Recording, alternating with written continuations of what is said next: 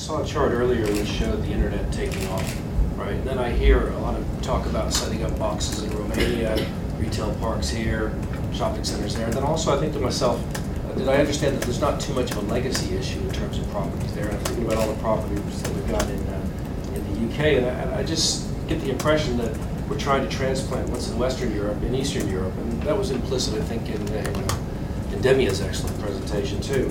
You know, yet we have in the background this huge development of the internet, which could actually transform, you know, logistics as well as retail and all the rest of it. Is this in the equation when you sit down and you look at development plans for finance and all the rest of it, or is this something that's just generally in the equation when you think about investment, the potential to create something completely new in CEE without all the legacy property issues that we have in Western Europe?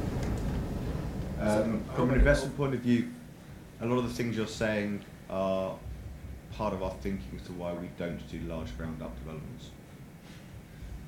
But not only. We don't do that because we don't think we're well paid enough for the risk that to be taken.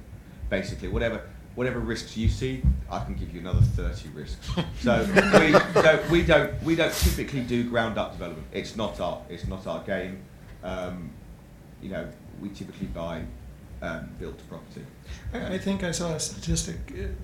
The internet sales in the United States, where it's probably most embedded, amounts to 8% of total consumer sales. So in Eastern Europe, while we might be seeing rapid growth, we're still coming off a very low base. So it's still in its infancy. I mean, just as a comparison, a number, Germany has slightly more than 70 million square meters of logistics space.